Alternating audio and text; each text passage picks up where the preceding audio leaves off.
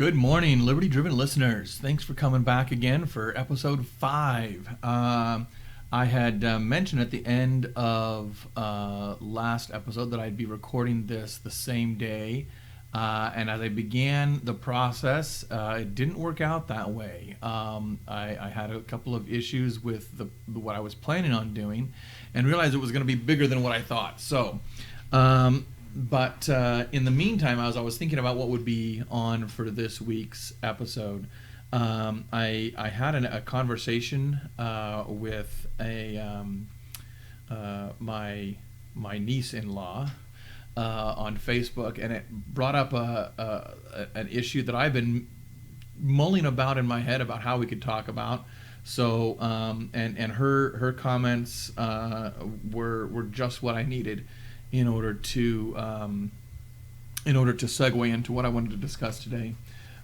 So let's go ahead and get started with the show, and I'll see you after the intro.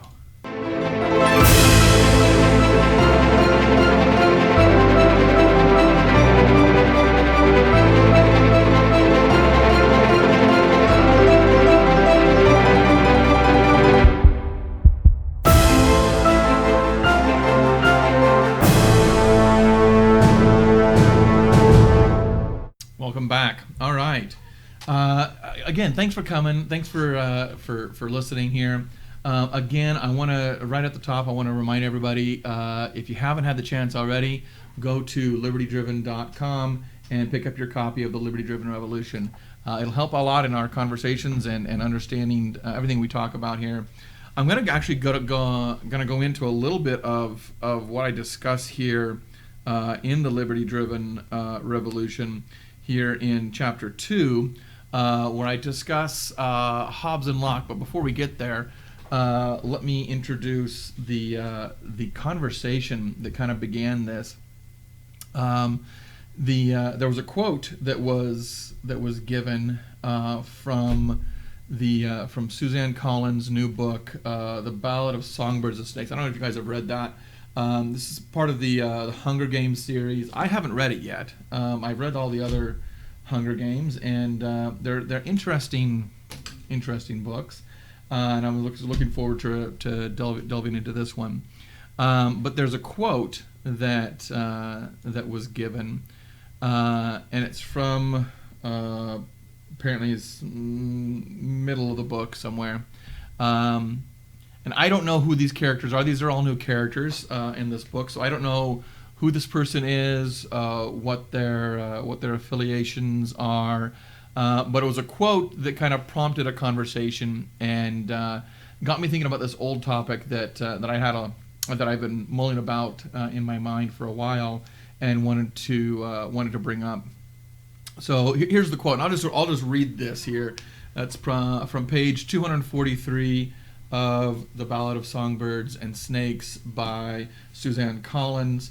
And this is apparently a Dr. Gall who says, and if you're not familiar with the Hunger Games, I apologize. You're going to be a little bit out of the loop on what's going on with the book, because it does have some connotation. Essentially, I don't really want to get into any details. For reasons that are explained in the books, children are put in an arena and forced to kill each other. I mean, that's the gruesome basis of the Hunger Games books. But this is kind of a prequel to the Hunger Games books. This book here. So this is Dr. Gall. He says, "What happened in the arena? That's humanity undressed. The tributes, which is the kids, the tributes, and you too, how quickly civilization disappears. All your fine manners, education, family background, everything you pride yourself on, stripped away in the blink of an eye, revealing everything you actually are. A boy with a club who beats another boy to death. That's mankind in its natural state." That is if you have read the Liberty Driven Revolution, or if you are familiar with the writing of Thomas Hobbes, then you're familiar with the ideas that are being expressed here. The idea being that mankind in its natural state, that final phrase there, mankind in its natural state. Hobbes describes mankind in our natural state. The life of man was solitary, poor, nasty, brutish, and short. That it was a war of all against all. That mankind in our natural state was constantly at each other's throats, kind of like what's described in the Hunger Games. Seeking to advance ourselves at the expense of all else. So this is a long-standing debate as to what is the nature of humanity. Are we fundamentally good, or are we fundamentally evil? And what's interesting is from Hobbes, we have from that same era, we have also John Locke, who, if you've read my book, then you're familiar with his perspective and his place in this whole discussion. But the core issue here being a discussion, a debate as to mankind in our natural state. What is the state of nature for mankind? Is it something that we should fear at all costs, and we should rush to whatever provides that security, that safety, that safe harbor, or is there anything of value in the state of nature? Where Hobbes viewed the state of nature in a very negative light, John Locke didn't. Not at least as harshly as Hobbes did. Locke viewed the state of nature as being a state of perfect equality, not perfect equality, but absolute equality, and that there were some tendencies amongst men to wrangle for power and control over others, and that was something that was definitely a part of the state of nature. But he came at it with a much different view than Hobbes. Hobbes and Locke both lived during the time of the English Revolution. If you know anything about the English Revolution, it was not a pretty time in English history. Humanity was at its worst, but Hobbes viewed the revolution through the eyes of an isolated aristocrat. I mean, he was tutor to the monarch, tutor to the king, or the prince at the time. And so he really saw the world through that lens of this elite class. And when he saw the revolution and the undoubtedly bad things that happened during it, he came away with it saying, this just proves that we need to have a king. We need to have an absolute monarch who can get order in place, because without that order, everything goes to pot. Everything is thrown into chaos. And we need to have an absolute monarch. And you can't question the monarch, because questioning the monarch implies that there is something above the monarch. But you have to have the king in place with no authority over him, or else you devolve into this absolute chaotic state. It's kind of an arrogant position. Us poor, brutish citizenry, we need to have the noble class to rule over us and guide us, or we'll just become, unbound savages. Locke, on the other hand, saw the exact same events. He saw the exact same events that Hobbes saw, but from a slightly different perspective, entirely different perspective. He saw the brutality, but he knew that wasn't the entire story. He knew that the source of that brutality was not the citizenry. It was not the nature of mankind that created brutality. Rather, it was the abuse of power. That the abuse of power was the primary source of brutality. That men left in their natural state wouldn't devolve into absolute savages.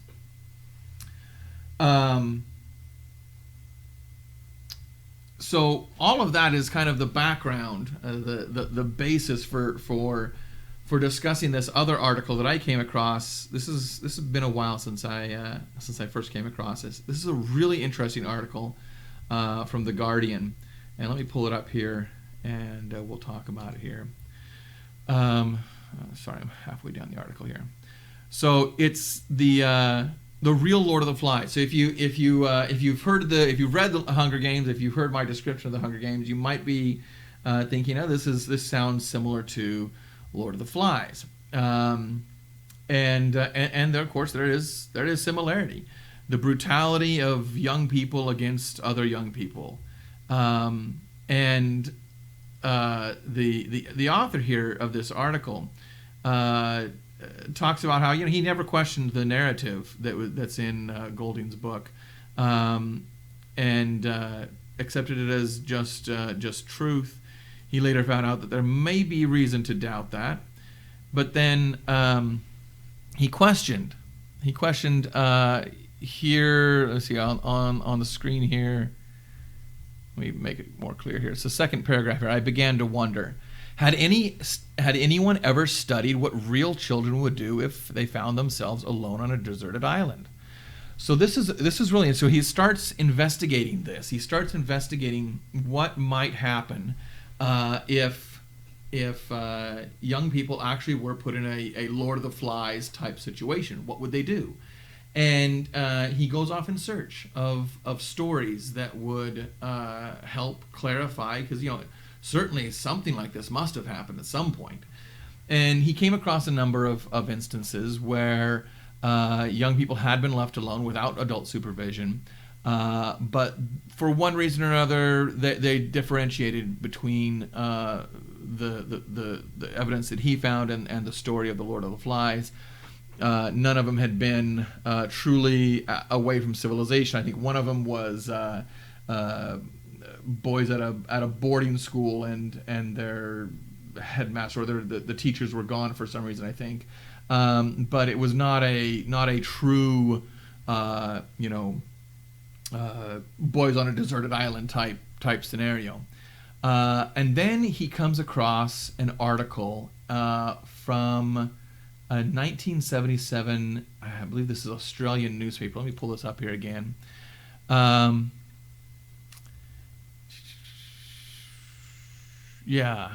came across an obscure blog that told an interesting story. Again, here in the second paragraph. One day in 1977, 6 boys set out from Tonga on a fishing trip. Caught in a huge storm, the boys were shipwrecked on a deserted island. What did they do, this little tribe? They made a pact never to quarrel. And he goes on to investigate. Turns out that the reference of 1977 turned out to be a typo. It was actually a 1966 edition of an Australian newspaper. Anyway, he continues to investigate more and more, and he actually ends up finding the original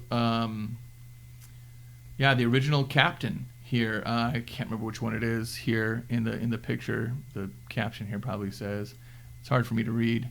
Third from the left, I think this is the captain. So the captain here was out sailing his ship, and he saw these boys, a boy on the edge of a cliff on this island, waving at him. And boy jumps off the cliff, swims out to him, and says, "Hey, we've got a group of boys here who've been stuck on this island for 15 months," and he didn't believe them. He didn't think that they were telling the truth, and so he radios back to the main island, and come to find out that these boys were boys from a boarding school, and they had been written off as dead. The boarding school had thought they had died. So it turns out that they were telling the truth. They were 100% real. What's interesting about this story is that, as it says, they made this pact never to quarrel. They did a number of things to make sure that they would not have a horrific experience. Let's see here if I can see where the here. So they all had one thing in common: they were bored witless. There was only one obstacle. None of them owned a boat, so they decided to borrow one from a fisherman they all disliked. So they set off. They couldn't. They ended up getting lost. They ended up all falling asleep, and found themselves in a storm. They drifted for a while, and finally, on the 8th day, they spied an island, and it was basically an uninhabitable island. It wasn't much of anything, but they says right here on this paragraph here, about halfway down. But by the time we arrived, Captain Warner wrote in his memoirs, the boys had set up a small commune with food garden, hollowed out tree trunks to store rainwater, a gymnasium with curious weights, a badminton court, chicken pens, and a permanent fire, all from handiwork, an old knife blade, and much determination. They started each day with prayer. I believe, if I remember my original reading of this, but it's an amazing story of cooperation, of peaceful existence in a situation not too dissimilar from what we read about in Lord of the Flies, they had a system of punishment that basically was time out. It was imposed by one of the boys, was kind of the leader of their group, and this completely puts the lie to this idea that left to their own devices, young people at least will become, as it says in the book, a boy with a club who beats another boy to death. It's not human nature to devolve into absolute savagery. So how do we put this in perspective, though? Because we know in our own experience, we've seen when we do have savagery, we have seen people who are unaccountable and commit horrible acts of savagery. We can see that kind of in our own nation right now with all the chaos that's going on out there, that there seems to be a lot of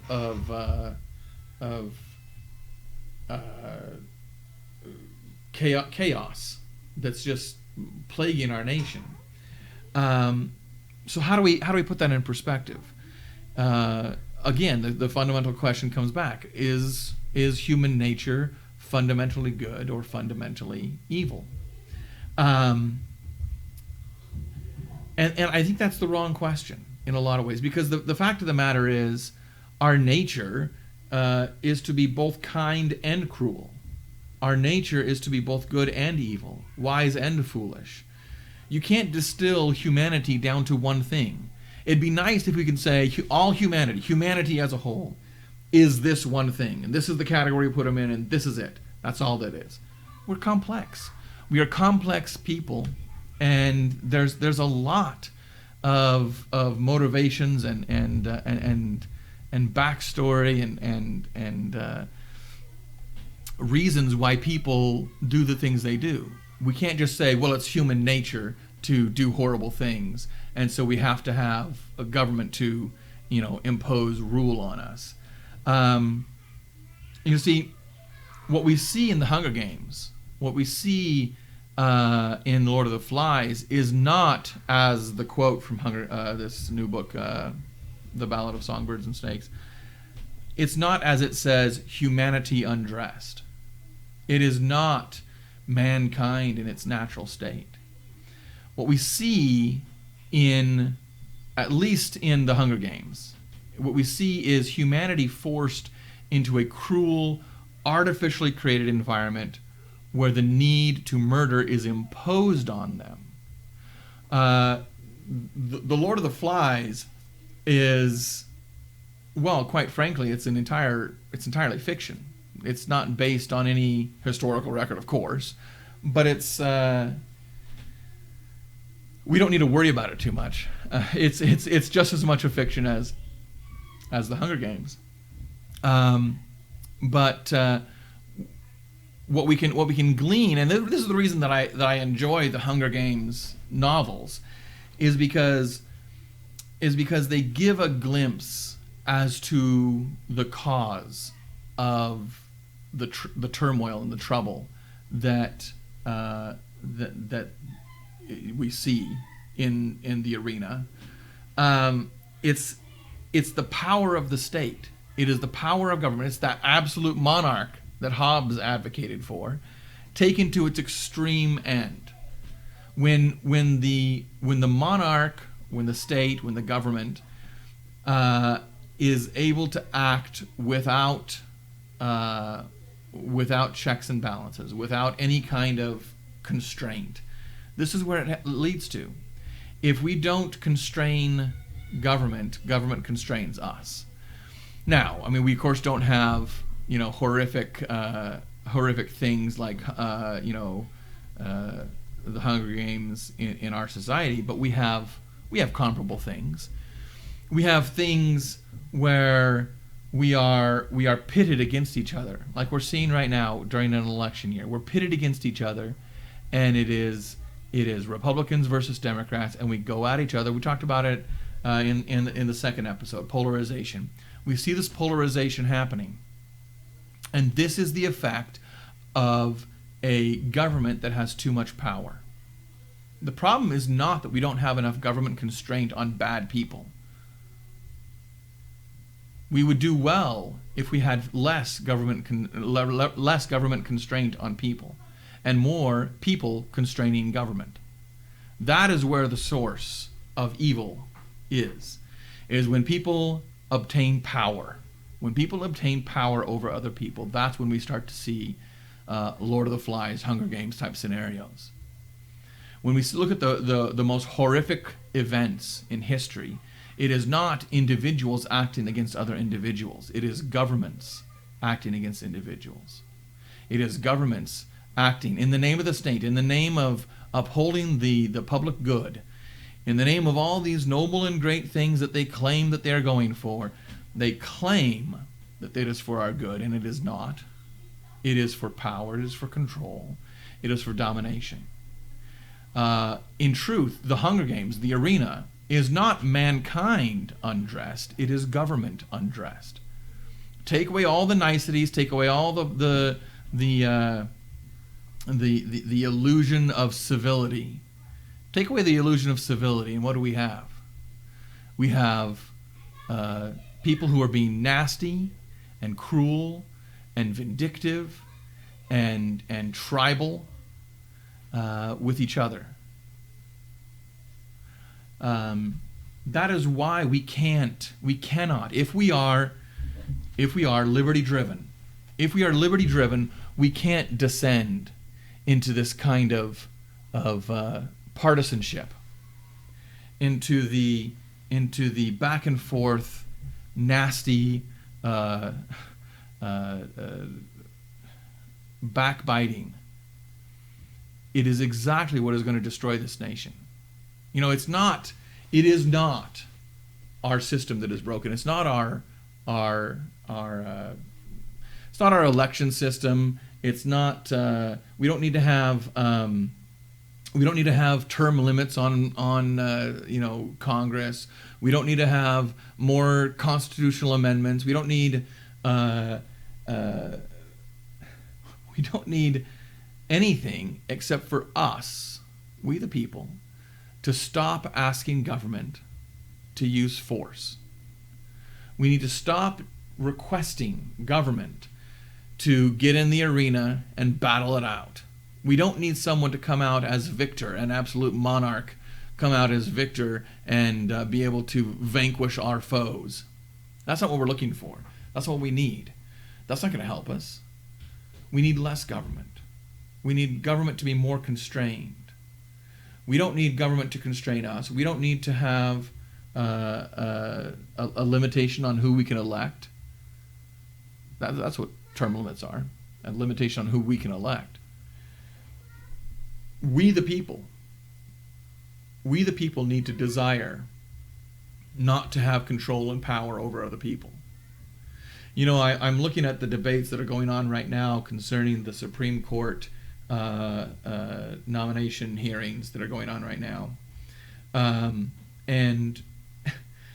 a lot of what I'm seeing is fear over what from the left. It's fear over what will this conservative judge do if she's appointed. From the right, there's fear over if we don't get her appointed, then and if Trump loses, then we have the left putting in a justice. Even the fear of saying, oh well, we got to vote for Trump out of fear of Biden, or we got to vote for Biden out of fear of Trump. The fact that fear exists, the fact that fear exists in the first place is evidence that government has too much power to begin with.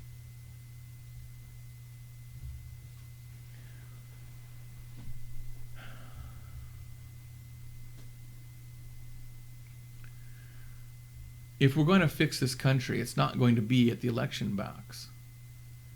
It's not going to be in a number in a year divisible by 4. It's not going to be during an election year.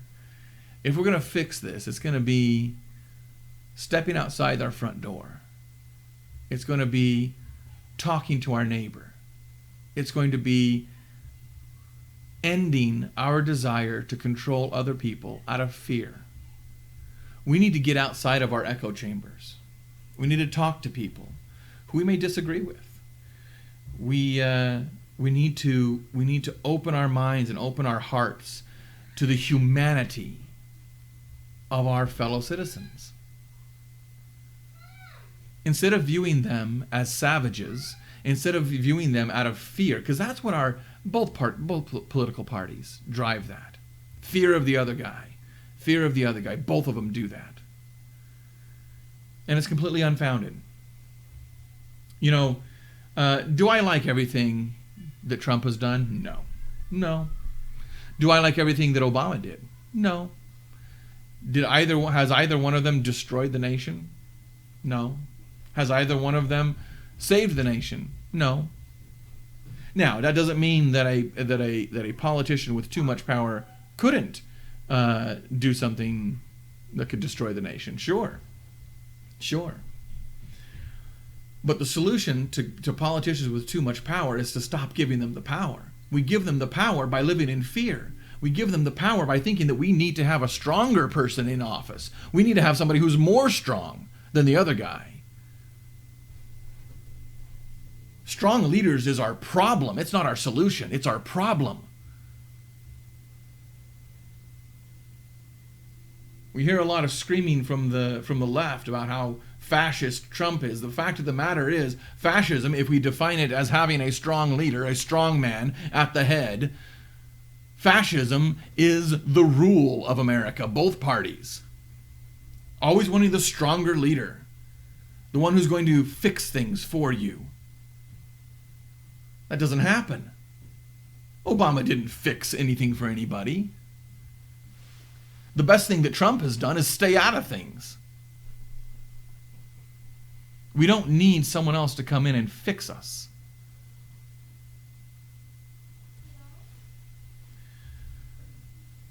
Thinking that we need to be fixed, thinking that we need to be corrected, thinking that we need to have a strong man in office to save America. That, at its core, that is a fear-based society instead of a liberty-driven society. We need to be liberty-driven, focused on our liberty, focused on those things which make us free, not the things which bind us in fear. If we can do that, then maybe we have a chance maybe we have a chance of saving this nation. And if we can't do that, then nothing will save this nation. We have to return to our belief, our foundational belief, the foundational belief of the revolution, that liberty was a primary virtue that we should be striving for, that we should be driven by.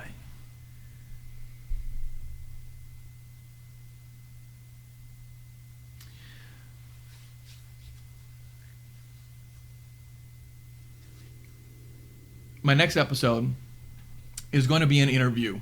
I'm looking forward to it. I had an interview earlier this week. I'm in the process of editing that interview down.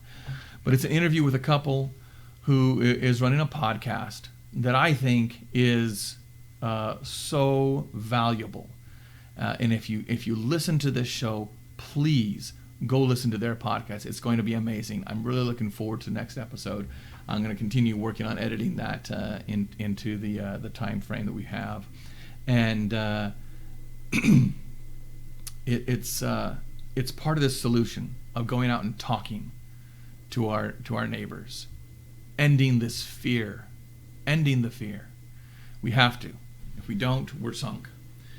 So, thank you again for coming. Again, if you hadn't had the opportunity, then go ahead and go on to the YouTube channel, like this video, subscribe, hit the notification bell. Link to the YouTube channel is in the description. I really like you guys, if you're just watching on Facebook, I appreciate it. Or if you're just listening to the podcast, the audio, go to the Facebook page, facebook.com/liberty-driven-books. Click on the links to the YouTube channel. I'd like to get some subscribers on the YouTube channel. I know I've got a number of people who listen to me on the audio version on the podcast, and I know I've got a number of people who watch me on Facebook. I appreciate that, but I'd like to also build up the YouTube, because that's a big platform as well. So I'd appreciate it if you could go over there and subscribe to the YouTube channel. That helps get me a little bit more noticed. Hopefully get a little bit broader reach. These are important topics that we talk about here, and I appreciate you guys giving me your time and giving me your attention. It's not something I take lightly, and I appreciate it a great deal. So if you could help by going on Facebook, liking us on Facebook, liking us on YouTube. If you haven't checked out the audio version, if you'd like to listen to this in audio, I'm available on anchor.fm. Again, liberty driven. I appreciate it. Thank you guys for your time, and I'll see you guys next week.